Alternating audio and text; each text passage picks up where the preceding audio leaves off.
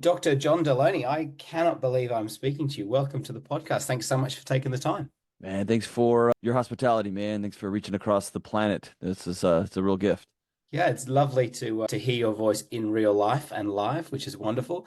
Quite possibly the most important question for our conversation. What's your coffee order for when I can finally nip over and buy your coffee? Man, I okay, so to me being honest, I'm just gonna be super Yeah, honest. I am a snob about very, very few things in my life, but I love it. I like good coffee and I Yeah. like it black and I like light roast and I like heavy cream in it. Pretty Amazing. simple. You will fit in really well in Australia. So if you ever feel like coming over, like we are coffee connoisseurs, or we like to think ourselves as coffee connoisseurs. But so just to I'm clarify, a problematic drinker. Problematic is the nice way people say they have madhouse addiction. So yeah, and we're actually talking about coming over this summer, so we may work that out. That'd be fun.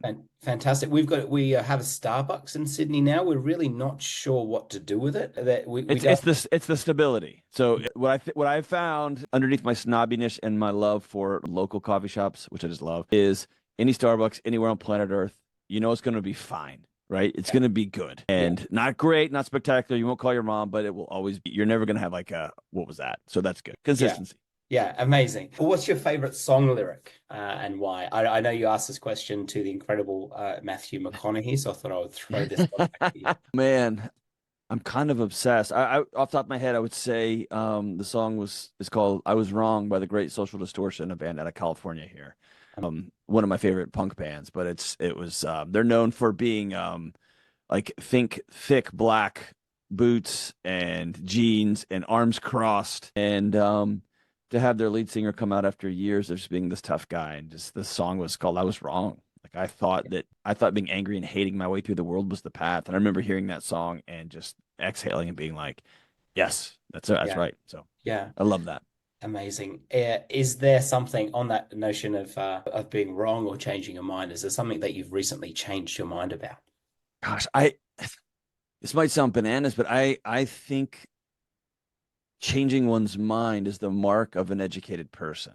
Yeah, And so I like to think I change my mind weekly, monthly. yeah, It's an important thing for me. And if I find myself kind of stagnant and I'm not changing my mind often, it's usually I point back to I have put myself in situations where I'm not being challenged anymore, either yeah. intellectually or physically or whatever. So I think the last two, big ones, man, thinking one of them is going to be education. I think that I was a part of 2 decades of really getting excited about understanding learning environments and the impact the learning environment has on an individual child. And then I think the challenge that I was wrong on was I made it my obligation as both a teacher and a professor and an education administrator to clear the deck for that student. And Mm, what I mean by that is to go around managing every possible scenario that that student could enter to quote unquote make it safe. yeah, And I wow. think the challenge there, what I did inadvertently is tell 2 decades worth of students, I don't believe that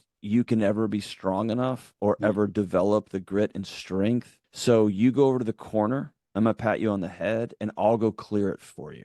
yeah, And wow. obviously there's age appropriateness, right? I got a third grader and then I got a high school and I spent most of my career with college students. So of course there's age appropriateness. But I'm haunted by something. One of my buddies he was a director of a counseling center at a university I worked at. And this is 20 years ago. He said, "Man, we're heading in a bad direction." I said, "What do you mean?" And he said, "We're spending so much energy trying to artificially clear the world of bullies, Yeah, wow. and we've stopped teaching young people how to deal with bullies." Wow. And he said there Wow, will that's tough. always be, he said we're going to create a fragility in these young people and they're going to turn 25 and 30 and not understand what is happening to their bodies when the real world hits. And I'm just now believing that I participated pretty heavily in that. Because dude, man, working with students with special needs and learning exceptionalities, I mean, that was my thing. That's who I loved. That's who I cared about. But I think I didn't strike a good balance in both taking care of shortcomings and challenges in the environment, but also empowering. I spent too much time Mm, clearing the deck for kids instead of teaching them the skills they need. yeah. And so I've Because changed my I think mind on that. Yeah. yeah, I mean that's really important, John. And I think as educators, we want to nurture, we want to care, we want to Yeah. We do this help. because we love kids, right? As That's why we do this. parents, I don't want Yeah. my parent, I don't want my kids to suffer in any way possible. But unfortunately, that's not possible, and that's not responsible as a parent. That's the word. Yeah. It's like I ran in the gym and I took all the weight off the bar for my kids because I saw how heavy it was. Yeah. And what I did was I made them not strong. Yeah. Yeah. Right. I robbed them of the opportunity to get stronger. And of course, again, there's a balance with trauma and abuse and all that. We all know that. Yeah. But I think I was a part of a couple of decades of hitting that pendulum way too far. Yeah. Yeah. Wow. Well, I'm so grateful for your insight, because I'm sure there's a lot of people that are like, nah, I haven't changed my mind about anything. So I appreciate your Man, I might change my mind on that topic next week. So yeah, that's yeah, I just that, again, why do we listen to podcasts to read books? Right. So yeah, we have the opportunity to learn something new and change our mind. I just think that's why we do this. So yeah. anyway, That's good on really you. Great important. question.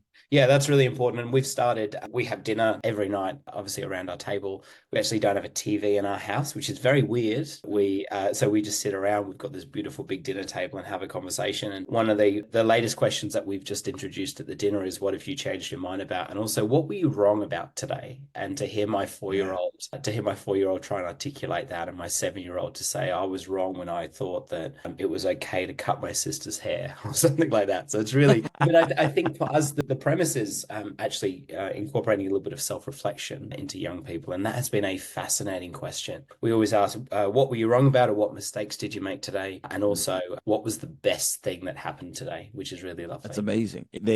Man, that helps them lift their head up a little bit in a culture that has told them looking for every bad thing that happens. You're teaching them from a young age. Keep your eye out for the good things too, because they're everywhere. And man, I think the greatest gift you're giving them in that exchange is you also saying, yeah, I was wrong today, or here's where I changed my mind. What an amazing gift to give a young child. And we say sorry all of the time. So I'll go to my 4-year-old and crouch down to her level, which I think is really important, and say, hey, like, I'm really sorry. Daddy was trying to do work today, and he didn't have time to play with you. And that's as a parent, that's awful. But I think you've also got to model that and say, hey, like, I'm really sorry. Can you forgive me? Or how can Love it, we say, how do we make it right? Or in Elsa terms, how do we do the next right thing? Which I think is there you really. go. I So, love it. I love it. John, what do you love about Texas? Everything seems bigger and better and bolder, and there seems to be more hair Oh, and cars. And what do you love gosh. about Texas? I like Texas. There's an ethos of figure it out.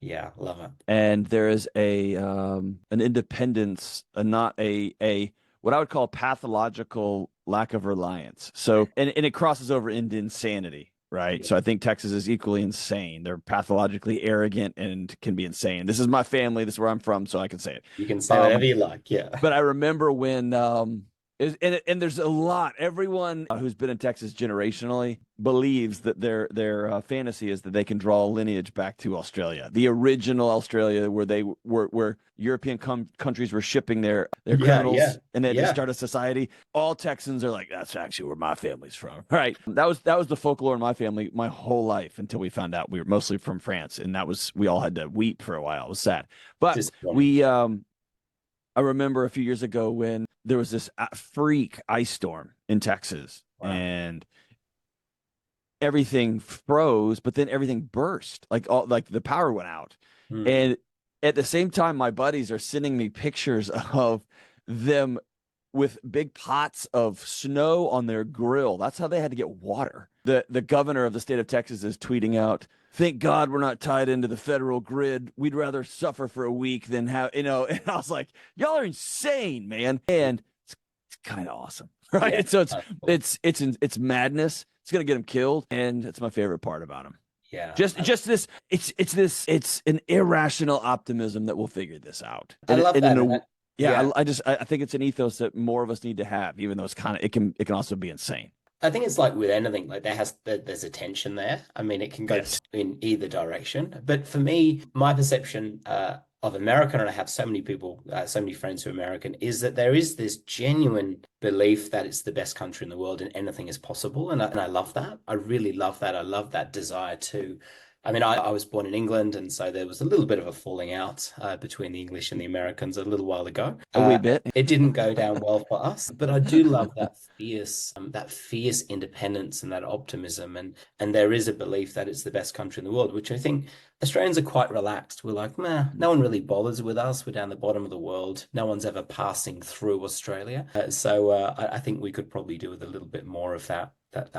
I think for most of its history, it had that belief it was the best. And what I'm coming to find now is, I think ethos wise, America is just more. And the tide has truly turned. And so now America, the internal dialogue is largely we're the worst country that's ever existed. Wow. And it has turned on a dime in the last quarter century. But Gosh. there is so much internal hatred and frustration and rage. And it was honestly, it was my international students that would come, and we'd always have a special dinner for international students, and they would just shake their heads in disbelief. And it's like, y'all are insane.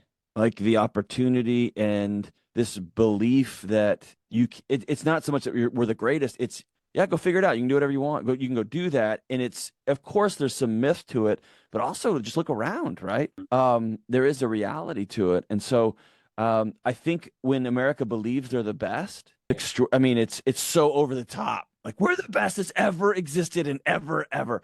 But right now, there's a real crisis of the opposite, which is there's never been a civilization as evil and awful and worse than us. And it's a really weird moment when you look around and see all the opportunity and optimism and accomplishment and generosity.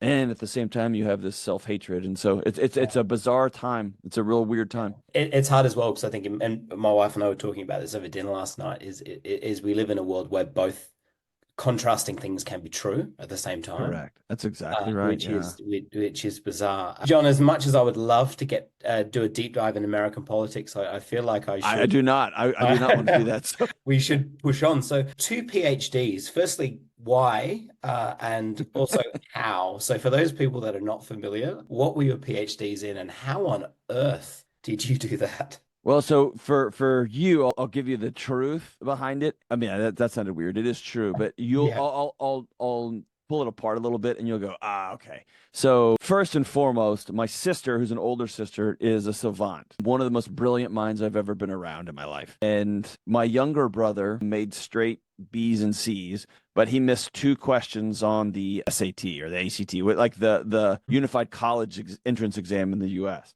And I played Texas football. So I was always the pat him on the head, right? Oh. I've had this inferiority complex about I'm smart too.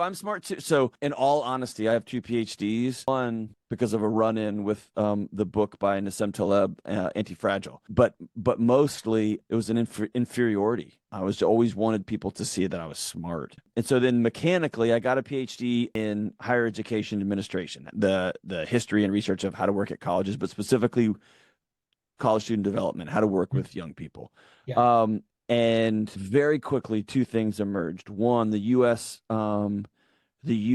higher education system is simply not sustainable in its current form. And I realized I have a master's degree and a PhD in something that will have some sort of reckoning in the next 5, 10, 15, 20 years. And so at the age of 33 or 34, I realized, dude, I don't want to be 55 and trying to get a job at a railroad, right? Yeah. And so that was number 1. Number 2, my students kept coming in. And in 2003 or 4, when I started working with college students and high school students in 2000, everything was about optimism, what I can go do, what kind of jobs can I get, what I want to major in. And man, come 2009, 10, 11, 12, it shifted to I'm super anxious, I'm not sleeping. And then it just became student after student with some sort of psychological pathology. I want to die by suicide. I mean, it was just, and so I realized I'm over my head. Yeah. And so I started, and I had my own challenges, my own mental health challenges. And so I worked at a major research university, and one of their perks for working there was a free graduate course every semester. And so I ended up rediverting some of my professional development funds. And so I took 2 a semester, and I was just nickel and diming my way to a master's degree. And my thought was, I'm going to just get licensed as a counselor, and that will be my exit strategy from working at the university system. And I'll just have 2 decades of working in people's craziness and their mess, and then I'll be able to transition out. And then one day, I'm the associate dean of students. I'm the dean of students at the law school, at the university law school, and I'm taking master's classes in counseling. And the chair of that program called me in her office. She's like, "What are you doing? Like you can't talk in class because we've got 21-year-olds in here, and you're 35, and like you're my colleague." Or she goes, "Just stop this madness and go get a PhD. I'll get you out a year faster." because the master's degree is so prescriptive, right? Yeah. You have it's everything's Yeah. cohort based. You got to take these classes, these classes. She said, I'll accept all of your tools classes, meaning like your research and your philosophy courses. I just need you to do the concentration for 3 years and really go down a rabbit hole studying mental health. And so I said, great. So basically, it ended up coming out a wash. I did write a second dissertation, which was awful. But other than that, Yeah. it ended up actually saving me a little bit of time. And so it worked out great. Wow, that's awesome. And my understanding, and correct me if I'm wrong, your mum went to community college at 41. So Yeah, 42, relatively, 41, 42. I'm Yeah. about to turn 40, so it seems I don't want to say relatively late in life because I'm currently dealing with that that Yeah. nervousness approaching. But I mean, that's hugely inspirational, isn't it? That your mum then went back to college and began studying. Yeah, it's both inspirational and there's a gritty reality to it. That I have an older sister, younger brother, and so I was me and freshman in high school, and my older sister was graduating, going to the university, and my little brother was in elementary school. And for my mom, who wasn't permitted to go to college by her religion upbringing, Yeah. for her to say like, I'm gonna take Wow. one class, Wow. it was amazing, and it was disruptive for a 14-year-old. Like, Yeah. who's gonna do the laundry? I remember her dropping the big thing of laundry detergent and being like, "This is how this machine works. You're on your own, brother." Wow. And so it was disruptive, and we did miss family dinners, and there was lots of stuff. And she graduated with her PhD at 57, Gosh. and she's in her 70s. I think last year was her last year. She taught at Oxford for a semester and then came back. And then now she retired and now she's teaching again. And so she can't stop. But now, as a guy in my mid 40s, it was hugely inspirational, mainly because it took away the phrase "I'm too old" or Mm. "I can't." To see a powerful woman who, by the way, I think this is an important context. My mother was not allowed federally by the government to get a mortgage of her own or her own checking account the year she got married. It wasn't legal yet. And so she gets Right. married to a Texas cop in 1970. She's not allowed to get a checking account with her name on it by herself or a mortgage. And to think that, this many years later, Yeah. she's getting on a plane and spending half the year in another country teaching at one of the most prestigious universities on the planet. It reminds me, slow down, do the next right thing. Like we were Yeah. talking about, do the next right thing, man. And there's no such thing as you can't. There's no such thing as too hard. There's no such thing as nobody's ever done it before. Go figure it out and go do it. And it's in that way, it's very inspirational. I mean, on that as well, John, you argue that the what if question is particularly unproductive. Why Yeah. do you think that is? I completely agree, but why do you think that's an I unproductive think it's question? an intellectual and a philosophical. Yeah. It's an excuse Yeah. to either numb the pain of what you're about to endure. And my mom going back to college was tough. It was tough on her family. It was tough on her marriage. It was tough on her personally. Every day she woke up thinking she was violating this thing that she'd been taught as a kid, right? So it was just very challenging. And so asking what if, what about, what if that, especially when you're looking retroactively, Hmm. it literally is. There's nothing you can do about it, and you don't know. In fact, I just had this conversation with my daughter yesterday. She had a play, and my wife's out of town, and she has a friend from another school, and she got in the car, and I was like, "Are you excited for the play?" She looked at me and just started sobbing. Oh, She's 8, and I was like, "What?" And she said, "Mom said she was going to text so and so's family to see if they could come to this play. She forgot. She always forget like this whole thing." And I said, whole "How do you narrative. know? Yeah. How do Yeah. you know?" And she's like, "You don't know." Turns out she was wrong on every count. And so what I was telling her was, you felt something, and then you backfilled a story, and you assumed that story was true, Yeah. and then that story went to war with your relationship with your mom, with me, with your friends. Turns out my wife did. She texted they can't make it, but they're going to get together next weekend. And so it was just this idea that you can't control any of the stuff that's already happened. Spend your energy moving forward because that's the only thing you can impact. Yeah, I love that. And I am the token extrapolator. So something will happen and then I'll say, so for example, my wife forgot to kiss me goodnight last night, or she must be cranky at me. Oh my gosh, we're not investing in our relationship enough in 10 years time. Oh, and I create this whole narrative, usually on a Friday or usually at the end of a really busy school term. But I've learned to stop and say, no, just because this happens doesn't necessarily mean that our marriage and relationship is doomed. She's probably just tired or had a really tough day with the kids. And I've started to catch myself Beautiful. not creating a narrative or an unproductive dialogue, because I'm sure we all do that. I mean, you are the anxiety expert. Would you say you do that as well, or have you got these things? Oh man, I've always got, I call them the imaginary conversations we're always having Yeah, with other yeah. people, right? We have them with our boss, with our political leaders, with our, our spouses, our kids. I'm just going to tell them that you're never going to do that. You're never going to have that conversation. You're Yeah, like, but here's the challenge is your body doesn't know the difference. yeah, And so yeah. when you're sitting there in your car or you're in your I find most of the time people tell me that they have these in the shower. It's the only time they're still and they don't have their Yeah. device Yeah. and the hot water's just on their back and the machine kicks up and it's like, Mm, I can't believe that this person, and you're off to the races. Your body doesn't know you're torturing yourself.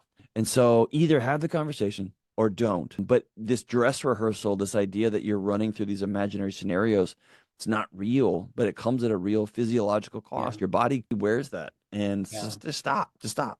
So, John, a little bit of parenting advice. I feel like this is a counseling session. I really do appreciate it. How do I not stuff up my kids? Because being a parent is an incredible privilege. I mean, we waited longer than we would have liked to have our beautiful kids, and I'm Us constantly too. Yeah. thinking, how do I do a good job at this? Because I think my parents are nuts. I'm allowed to say that, and I'm Of sure course. that there will be things that we do with our kids that they go, "Oh my gosh, I cannot believe we used to do that." So how do I not stuff Mhm. up my kids and do a good job? How do I not become one of those people that calls into your show and goes, "Oh my goodness."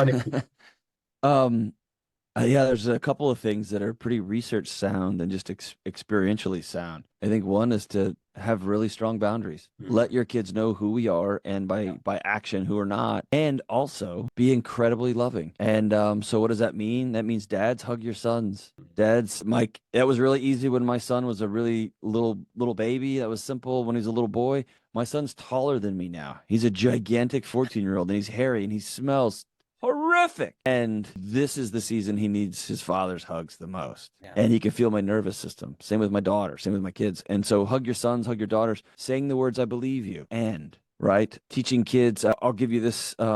You may have heard me tell this story, but when I was going back to school, the coolest part is I had to do a practicum again and an internship again. So here I am, this old man. I'm in my late 30s and I'm doing an internship. But one of the young psychologists that I work for, who was just one of the smartest men I've ever met, we were working with these really traumatically abused kids and we were going from one room to the next. And I was like, man, what are you supposed to say to your kid to get them to XYZ? And he laughed and he goes, you can say whatever you want.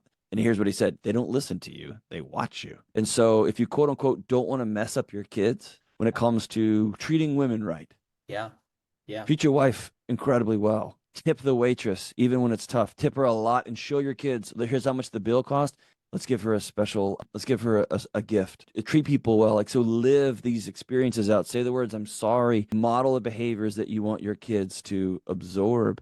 And then here's the big one. And this one's been recent for me. Be likable. And this is something that my wife, she's very, very wise. She was Dr. Delony long before me. One day she mentioned, this is a couple years ago, she said, hey, you're always trying to get our kids to do this and this and this. You would not want to be around a guy who was like you. Every Yeah. time you walked in a room, it's like, why are you wearing that? Turn that around. Fix your hair. Why do you have those pants on? Did you get your homework done?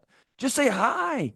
Yeah. Right? Just like come on in and sit It's really down. great. And I realized, oh my gosh, in my effort to quote unquote make good humans, make good adults, I turned every second I was with them into a lecture, into Yeah. some sort of learning opportunity. And so I told my son, dude, I'm going to quit commenting on your clothes. I'm going to let the middle school wolves have you. And best of luck to you. Love that. I only lean in. Like this morning, he came down. There was a huge stain and his pants were wadded up and he was walking out. And I said, hey, you can't wear that. Like this reflects on us too. Like, come on, dad. And I was like, no. So there is a line, but um, I've worked on being likable. And so now I make fart jokes in the house. And now I show my son, if there's a video that makes me laugh, I'm going to show him too. He's 14. He can see it. I've introduced him to old Tommy Boy movies and the things that were like bring me joy instead of trying to have this persona in front of him. And man, it's been phenomenal. It's been great. Yeah. I love that. And I remember my 7-year-old, just about to turn 7, she said, Daddy, it's really hard being a kid sometimes. And I said, why is that? Her name's Harper. And she said, because as soon as we get home, we have to do homework, we have to eat dinner, we have to have a bath, we have to put our pajamas on, we have to brush our teeth. And she goes, it's really hard. Sometimes I just want to stop and I want to play. And that was a real game changer for me because I Hmm. thought I wouldn't want somebody curating my entire day, telling me what to do, where to be, what to wear. You can't wear that, brush your hair. That would be infuriating. It's And it just exhausting. made me Yeah. stop and be a little bit more present. I do this thing now where I stand at the front of our house and I work in a school, which, as you know, schools are crazy and incredibly unpredictable. And I just take 5 seconds at the front door and say, how do I want to show up now for my kids? The phone Yeah. goes on the counter. I walk in, Mm. dad's home. And it's really been a game changer, I think, to decide how we consciously, sorry, show up for our loved ones and realize Yeah. Yeah. quite often those people that we care about most get the dregs or get the bits that are left over and that's not okay. I mean, do you have any Right. Right. thoughts Right. on how we do a better job of being present in these moments? Because life is Mhm. life is busy and I'm sure it only gets busier. But what are your Yeah. thoughts on It's what you just mentioned. I'm a Christian guy, so I think it's pulling into the driveway, and it's a 2 second prayer. yeah, Like, God, I don't know what my wife went through, and I don't know what my kid's day was like. yeah, And it's just a reminder that they are not an extension of my last meeting. They're not an extension of the worst thing that happened to me that day. They've had their own independent days. yeah, Help my nervous system, give me the words to say. And for me, there was a season, and you know what? You're inspiring me. I'm going to bring it back. When I had a small Bluetooth speaker and I would put some absurd, like old Parliament or dance music on it. And yeah, that's how I would enter into the house so yeah, loud, but I wanted it was a conscious thing. My kids would roll my eyes. My wife would be like, please turn that down. But it was an announcement, not, no, dad is here, but yeah, it was an announcement. The fun has arrived. And yeah, I am a heavy energy guy, like, right? yeah, Like most yeah, of my career is trauma. I'm just got heaviness, right? And so it's a conscious, I'm walking in, and even though it's a lot, I want my kids when the, think of it this way, when your tires hit your pavement or the gravel drive to your home, when your kids hear the keys jangling in the lock, mm, do you want their heart to start beating faster or slow down? yeah. You get to choose that. You get to Great choose question. that. And so I want my kids to exhale and smile. There was a meme that went around for a I love while. There was an interview with a billionaire, and the guy was, asking him question after question. He finally stopped and he's like, "Hey, none of this matters." And the interviewer kind of looked at him. He goes, "The only thing that matters is after your kids leave home, do they want to come back? Do they want to come visit you? That's it. That's that. the only thing that matters. Any of your dumb lectures, any of it.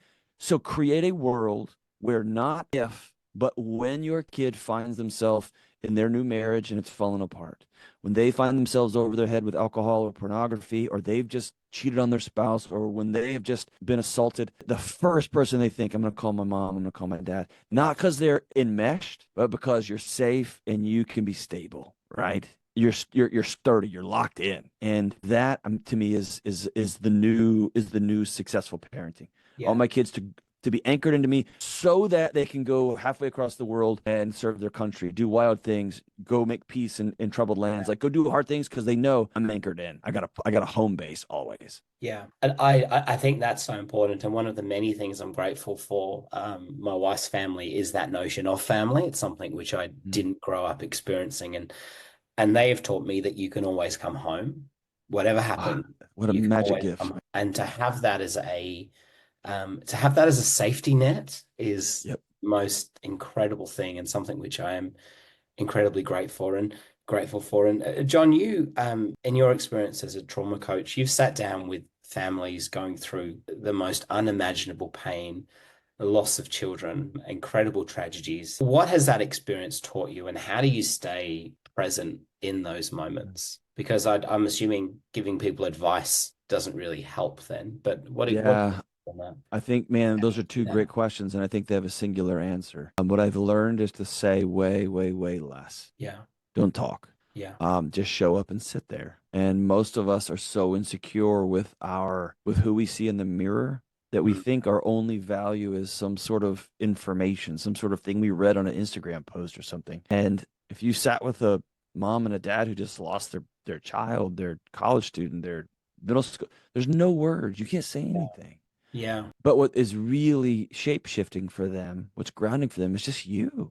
yeah, And so the way I have really dialed back the pressure on myself is I don't walk. I used to run into these rooms or oh, walk into these rooms like, okay, what do I got to say? And what I don't have any of that pressure anymore. I'm Yeah. gonna walk in and I will be the stillest person in that room. Wow. And it just all the air settles. And in those moments of chaos, that's the greatest gift. The guy who trained me, his name's Dr. Andy Young, he used to always preach at us, calm is contagious. Just Mm. calm is contagious. And I Yeah. can't be calm when I'm lecturing somebody or Yeah. giving them advice. And by the way, they can't hear me. If you're in fight or flight, you can't hear a thing anybody's saying to you. Gosh. So show up and be still. Show up and just be Gosh. still. You're enough. You're enough. A pastor friend of mine who has had more of an impact in my life than he will ever realize, he used to say this thing to us when we were in ministry, and he said, nobody shouts and nobody runs, because if you Mm, shout and you run, then people think there's a problem. So be that's present. it. Walk through spaces with your head looking up. Don't look at your phone, look at people, make contact. And I think that's along a similar vein. It makes us just slow down, be present, realize that people feed off your energy, don't they? So if you come in anxious and stressed, and if you come in all worked up, it's amazing how much that changes the room that you're in. Yeah, and I learned this early on. Like a teacher would come into my office when I was a dean of students, and they would say, "Hey, we need you right now. It's an emergency." If I took off running down the hall and I showed up to that situation, I just brought my 140 beats a minute heart rate to that situation. And I would often, especially when I would start at a new school or a new university, I would make people uncomfortable because I'd walk. I was very intentional. I'm going to walk. Unless, it's life or death. And if it's Yeah. life or death, the emergency services should be there, right? But best I could would be to walk or to gently jog so that I could bring peace to a situation, Yeah. bring calm to a Yeah. situation whenever possible. And by the way, it makes me think better on what's the next right move, right? And Exactly. so those are always helpful. And I'll tell you this is going to probably be the least Texan.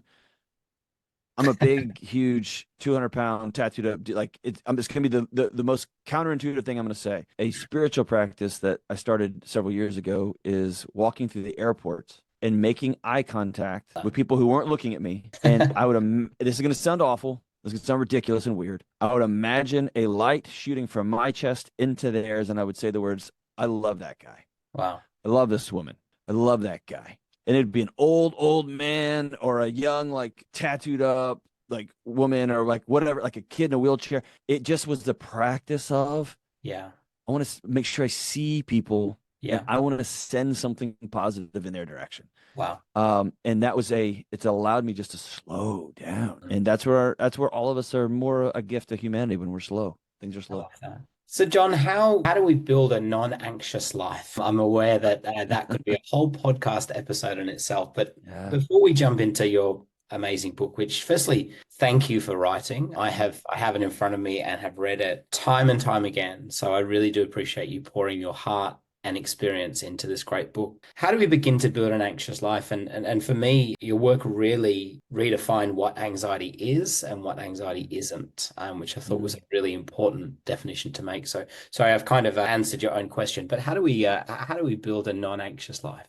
And why write this book? I mean, if I'm being super, super honest, I wrote this book because the publisher said that's the one you're going to write next. That's okay. I I was like, love no, how the I want to write something else. And they were like, I want to write a book on marriage or friendship. And they were like, anxiety. we've been doing the SEO stuff, and people want to read about this. So, Yeah.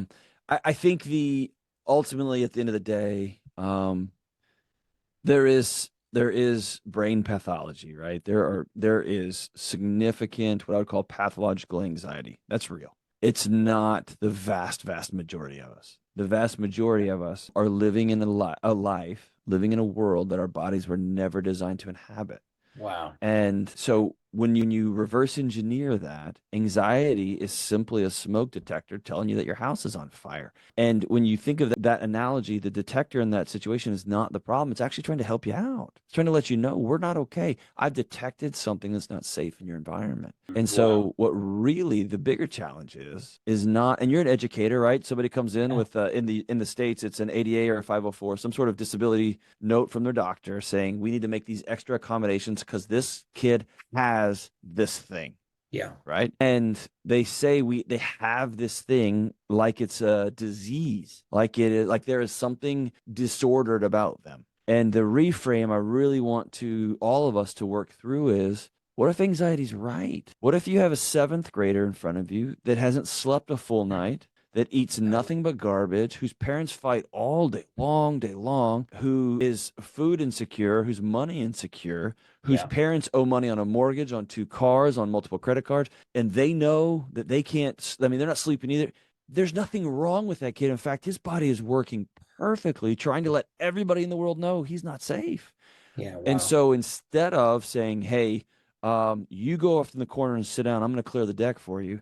What if we re-empowered this seventh grader? Yeah. Wow. What if Wow. we gave him like the understanding your body's working really well?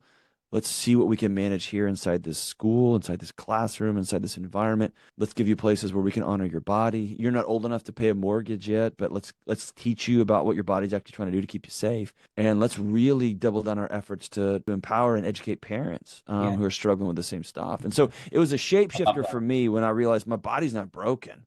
It's actually working really well. I got to make some much bigger changes than just going to get a script and then going on about my day. Yeah, and I feel like even the phrase anxiety disorder is the is the wrong phrase to be using because you're absolutely right. I feel like it's there are so many things that your body is doing right, but I mean, there's nothing wrong with you because you have anxiety. And I'll say I Yeah, went years, yeah, years ignoring, like to use my own analogy, ignoring the smoke detector.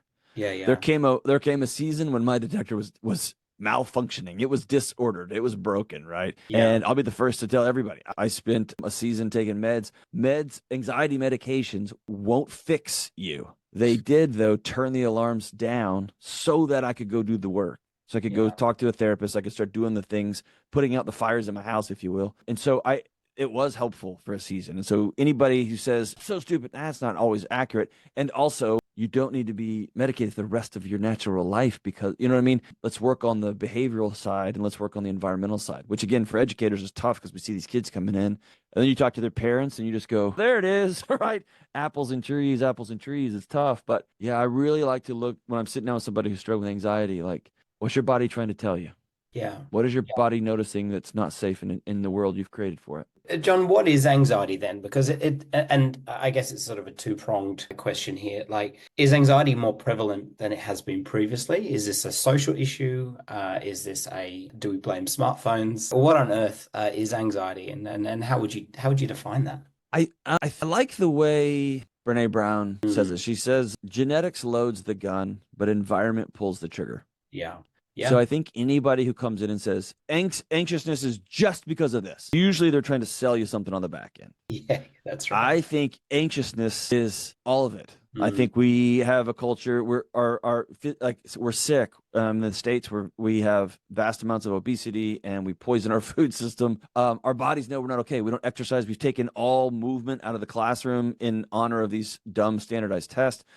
So I think there's that, right? There's trillions and trillions of dollars of indebtedness as an adult, if your amygdala knows that if you get fired, they're going to take your house, they're going to take your cars, you won't be able to feed your family, oh, it would be failing you if it let you sleep all night, right? yeah, yeah, And yeah, so that's not a problem. It's doing its job. If you're lonely, we've created the loneliest generation in human history. yeah. We've outsourced everything to text thread and emojis, right? Your body knows that if your tribe left you, you're probably going to die. It's ringing the alarm off the hook. So Mm, I could keep going on and on and on, but I think it's a number of things that we have just done overnight, right? We've pulled the thread on education. We pulled the thread on faith. We pulled the thread on physical movement, doing hard things. We've pulled the string on taking care of our bodies, taking care of our relationships. So any one of those things would send off an anxiousness alarm. Your body would try to get your attention to solve this problem. yeah, But man, we're doing it all at the same time, and yeah. it's pretty chaotic.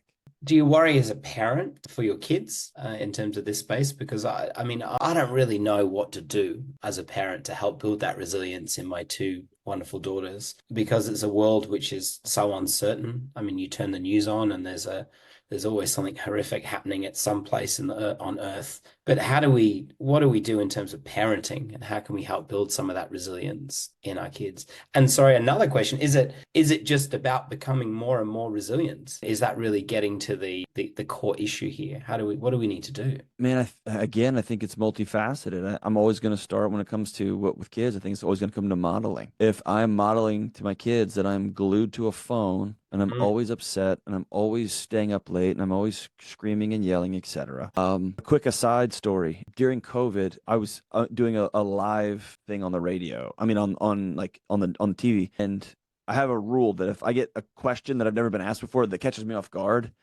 I'm just going to go with my gut and I'll have to deal with the consequences. And somebody asked me a question I wasn't expecting, and they said something along the lines of, was making kids wear masks in school, especially at the beginning of the pandemic, is it going to ruin kids forever? Yeah, wow. And I wasn't expecting that question, but my answer was, I thought we were masked for too long, but I didn't have any problem with us not knowing, right? But I said that kids are very resilient. Kids are tethered to resilient adults. Kids are amazing. I said, what I think is 100-year challenge is we locked kids inside of a house for 2 years with enraged, out of control, untethered adults. And that was so dysregulating for a generation of kids. Yeah. And so when it comes to my kids, number one, I want to model it. Do I get up and exercise? Do my kids have a picture of me exercising? Does my kids have a picture of me with other adult men, male friends, my wife with women friends? Do my kids see me writing? Do my kids see me reading books? Right? Kids are going to do what they see you do. Do they see you kicking the dog, screaming, always yelling at the TV, barking at the neighbors, flipping off somebody in traffic when they cut you off? Like, they're going to absorb that. That's number one. When people call me and say, I've got an anxious child, Yeah. what do I do? The first thing I always say is fix your marriage. Address your marriage first, Gosh. right? Yeah. Because your kid's gonna reflect, they're gonna what they absorb in their home. That's number one. Number two is my son is 14 and he just now got a phone. And by the way, it's not his phone, it's mine. And he gets to use it. And there has no camera on it, and there's no internet access on it, and there's, God help us, there's no social media on it. And so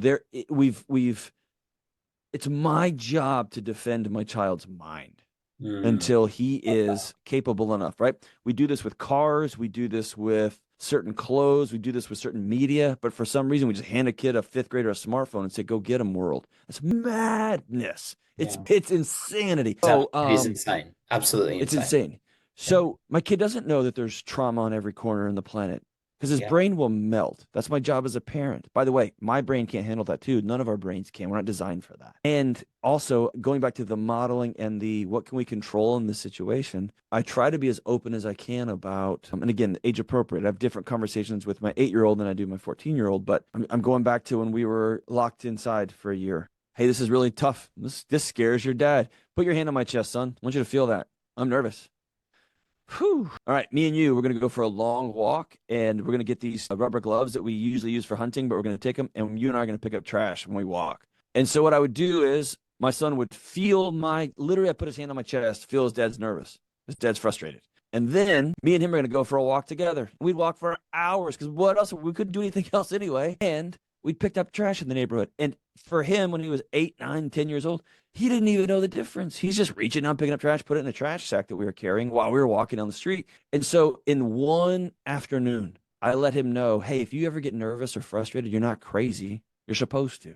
You're locked inside. We're not even allowed to go to work. That's normal. You're supposed to be out of your mind right now. And a good thing to do when you're out of your mind, go for a walk. Find a loved one and go for a walk. And by the way, you have a responsibility to your neighborhood. Let's pick up trash. Right? And so that's a simple, tiny thing. When you're at a restaurant and after COVID, especially, it was really tough to find work and to find employee. And so there may be a restaurant with just 2 servers, the whole restaurant. And my son would say, man, it's taking so long. Or my daughter would say, it's taking forever. And I'd say, yeah, see her name is Leslie. She's working all by herself because nobody else came to work today. Let's watch how hard she's working. And then we would say, look how much we're going to tip her. Dad, she was so slow. No. She worked really fast. She just had all this work. We're going to honor her. And so those are tiny little lessons that they're getting from their dad. And they're going to grow up. Not that the world's not going to be full of challenges. Look around. There's countless big, scary challenges. But what I want to teach them is being scared is okay. Being angry is okay. And what's the next right move? Generosity. Move your body. Go be a part of the solution here. And does that make sense? So and we can do this everywhere. I love that. Yeah, I think that's really that's so important, John. And I think I was having a conversation with my kid, and there's nothing like children to to call you out on your nonsense. She said to me, "Daddy, when I get a phone," and I said, "Firstly, you're sick. We'll have this Yeah. conversation in 8 to 10 years." But she said, "When I get a phone, can I look at my phone in my bedroom?" And I said, "Absolutely not. Like, no, Never. you can't do No. that. No Yeah. way. Well, who would do that? That would be irresponsible." And she said, "But I went to the toilet last night and you were looking at your phone in your bedroom." And I was like, here we go. And it was a reminder for me that exactly what you were saying before at the beginning of our conversation. Kids watch what you do and kids Yeah. copy what you do. And I had this moment going, Exactly. oh my gosh, I need to practice what I preach here because my daughter is watching. And if I That's say right. to her, don't raise your voice or don't say mean things to people, but I'm coming home stressed and complaining about my boss, which I don't, my boss is phenomenal, but she will see, she is My actually. boss is, she's beautiful. She's Yeah, brilliant. She's very, very she's smart, amazing. hardworking. Yeah, but it's a good reminder that kids will do. They won't do what you say; they'll do what you do. That's And it right. was, and she called me out on it, and she continues to do that in a number of different fields. Your kids are And watching. can I tell you something as simple? My Yeah, dad was a homicide detective and a SWAT guy. So in America, SWAT is yeah. I'm We've sure you have seen something like that there. we've seen the But movies, like you American see the Sport. movies. Those guys are bad. Yeah, they're badass. Sorry, but yeah, Yeah, exactly. So yeah, I remember asking questions back when Ronald Reagan, I was really little, was running for yeah, president. And yeah, I've got it built into my head, like into my nervous system. Dad, but what about that guy that's running? Right. And my dad would say, this big, tough Texas cop, mustache, the whole thing, would say, well, that guy wants to help the country too, but he thinks the right way to do it is like this. And I wow, just disagree with that. And that to think now. So I grew up being with the understanding that good people can disagree with you radically. yeah, It's just wired into me. I remember my dad telling me the hardest part of his job as a homicide detective was sitting down at a table and listening to a story of somebody who had just murdered people and thinking, oh man, but for like two or three things, I'm that guy. I would have done the yeah. same exact thing. You are. And it was this common humanity, not this high horse. I'm here and you're there. I have to demonize you or make you evil. Man, life happened to you. Like this thing, and then this thing, and then this thing, and then this thing. Gosh, somebody's dead. Yeah. Right. And so, so much in the world could be changed by adults who would exhale, just Yeah. exhale. Right.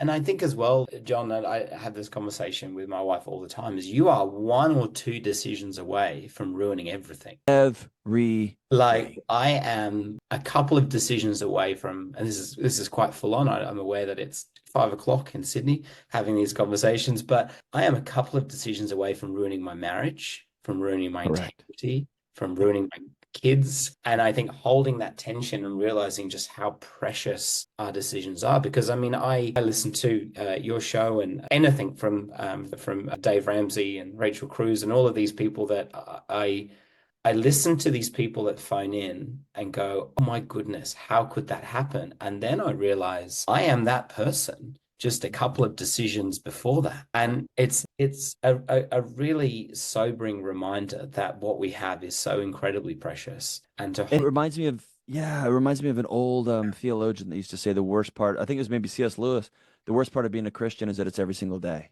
yeah, yeah, And you can never memorize all the books of all the, Abraham text and you're good for the month. You got to get up. It's like exercise, right? You can't have a workout that's so good on Monday that you're done for the month. You got to get up tomorrow and do it again. And then the yeah, next day. And so, yeah, I think integrity works that way. Making good choices works that way. And if you have that love, what you just said was so poetic and beautiful. If we can all have that level of grace and humility and mm, curiosity. I love that. I remember one of my professors, she changed my life. She said, stop asking the question, why are you drinking? And she said, drinking works. Why are Yeah, you cheating on your wife? Cheating on your wife works. It's solving a problem for you. yeah, Instead, ask the question, my God, what has happened in your life that the best way you know how to get through it is to drink? That's a much more instructive question. And so when you're looking at a kid in your classroom, right? Like, why does this kid keep yelling in class? Not helpful. You know what that kid is getting when he yells? You. He's getting you. He's getting your attention. He's getting your eye contact. He's getting your touch. He's getting all those things.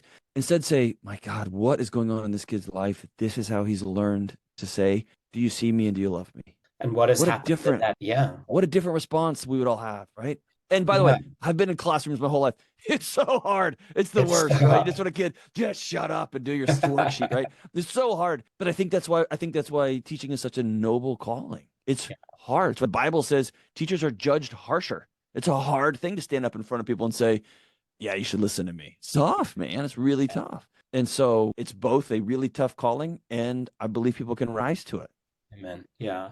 John, there are so many questions I have, and I think I could talk to you for hours, but I'm also aware that you have things to do on your side of the world. Our day is about to start. I have a day in the library programming a history unit for my students when I see them Beautiful. on Monday. Beautiful. One final question, if you don't mind. What advice would you give for teachers? Specifically, we're about to step back into the classroom on Monday in Australia, and there'll be teachers listening to this. What advice would you give to us teachers as we go back into the classroom? That's a question I wasn't expecting, so I'm going to follow my own rule and speak from my heart. Is that cool?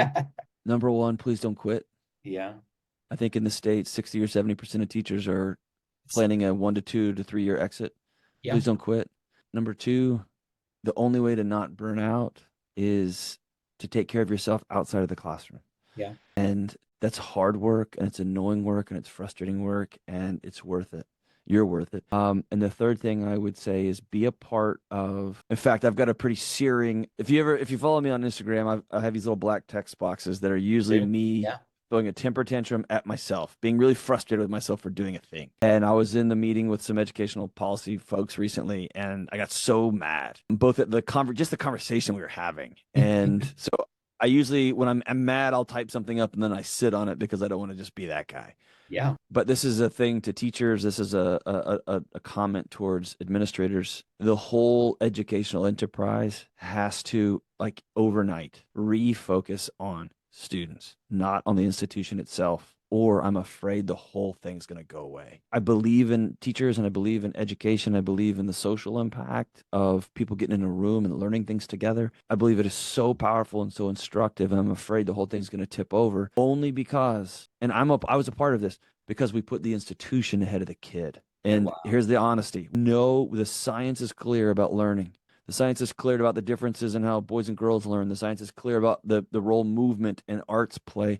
Science is clear about pedagogy. It's just clear. Yeah. Science is clear on discipline. It's just clear. Yet we have so many political voices and institutional voices and even union voice. We have so many other voices, and the voices that aren't being heard are these kids. Gosh. And the whole thing's going to go away. Wow. And in the States here, we've got politicians trying to defund public education, and it breaks my heart. It's killing me. And so that won't be fixed from the outside. It has to start from the inside out.